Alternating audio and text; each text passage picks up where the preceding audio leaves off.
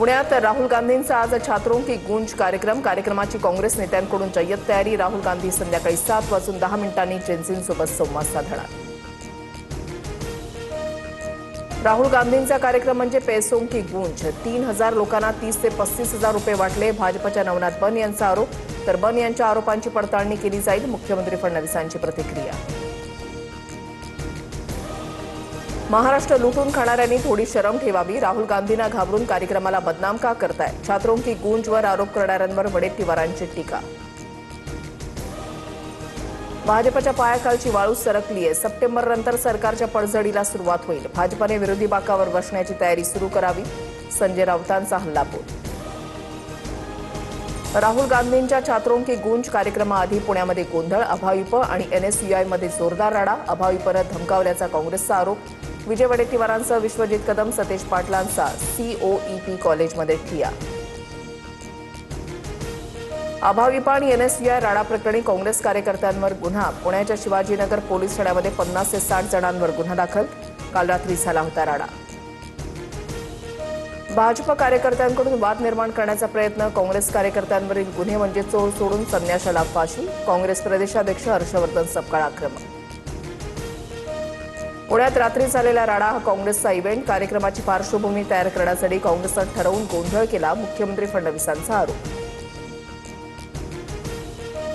मुख्यमंत्री फडणवीस उद्या जेनसिंगसोबत संवाद साधणार। नागपुरातील रेशीमबाग मैदानात कार्यक्रमाचं आयोजन। जेनसिंगच्या मनातील प्रश्नांना फडणवीस उत्तर देणार। पार्थ पवारांच्या निवासस्थानी राष्ट्रवादीच्या कोर कमिटीची बैठक। बैठकीचं कारण अद्याप अस्पष्ट। काही दिवसांपूर्वीच पार्थ पवार आणि शरद पवारांमध्ये चर्चा। पुणे मनपातील निधीच्या मुद्द्यावरून पार्थ पवारांचा चंद्रकांत पाटील यांना फोन। निधीच्या मुद्द्यावरून भाजप आणि राष्ट्रवादी लवकरच तोडगा काढणार। सोमवारी चंद्रकांत पाटील आणि पार्थ पवारांमध्ये भेट होण्याची शक्यता। पुण्यामध्ये राष्ट्रवादीच्या नगरसेवकांचा निधी रोखला। यावर सुनेत्रा पवारांनी बोललं पाहिजे। संजय राऊतांचं भाष्य, तर राऊतांच्या फुकटच्या सल्ल्याची गरज नाही। तटकरेंचं प्रत्युत्तर। आमदार अब्दुल सत्तारांकडून मनोज जरांगेंची भेट। अब्दुल सत्तारांकडून जरांगेंना आंदोलन न करण्याची विनंती। जरांगे मात्र 29 ऑगस्टच्या आंदोलनावर ठाम। आरएसएस आणि आयएसआयचे संबंध असल्याचा प्रकाश आंबेडकरांचा आरोप। आरएसएस आणि आयएसआय यांच्यामध्ये 4 मुद्द्यांवर चर्चा झाल्याचा दावा। काय चर्चा झाली ते सांगा? प्रकाश आंबेडकरांचा आरएसएसला आव्हान। ठाकरेंच्या नगरसेविका विशाखा राऊतांचं कुणबी प्रमाणपत्र रद्द झाल्यानं नगरसेवक पद धोक्यात। सदा सरवणकरांनी दबाव टाकून जात प्रमाणपत्र रद्द करायला लावलं। विशाखा राऊतांचा आरोप, तर आमच्याकडे सर्व पुरावे आहेत। सरवणकरांचं प्रत्युत्तर। खासदार ओमराजे निंबाळकरांची धाराशिवच्या होर्टीमधील आश्रमशाळेला भेट। बातमी पाहून फार वाईट वाटलं। आश्रमशाळेची दुरवस्था ही व्यवस्थेची चूक। TV9 मराठीच्या बातमीनंतर निंबाळकरांची प्रतिक्रिया। सोलापूरच्या माढ्यातील अंजन गावातील आश्रमशाळेमध्ये अनेक त्रुटी। विद्यार्थ्यांची जेवणासह राहण्याची अत्यंत वाईट अवस्था। सदाभाऊ खोत आणि किशोर पाटलांनी मुख्याध्यापकाला झापलं।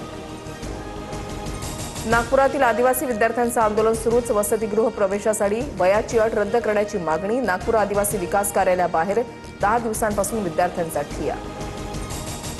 जळगावच्या सराफ बाजारामध्ये सोनं चांदीच्या दरामध्ये मोठी वाढ। सोनं 2,300 तर चांदी 1,000 रुपयांनी महागली। गेल्या 4 दिवसामध्ये सोनं 7,800 रुपयांनी महागलं। साखरेचे दर प्रति किलो 75 ते 80 रुपयांवर। गृहिणींचं बजेट कोलमडलं, तर साखरेचे दर वाढल्यानं चहाच्या किमतीमध्ये 5 रुपयांनी वाढ।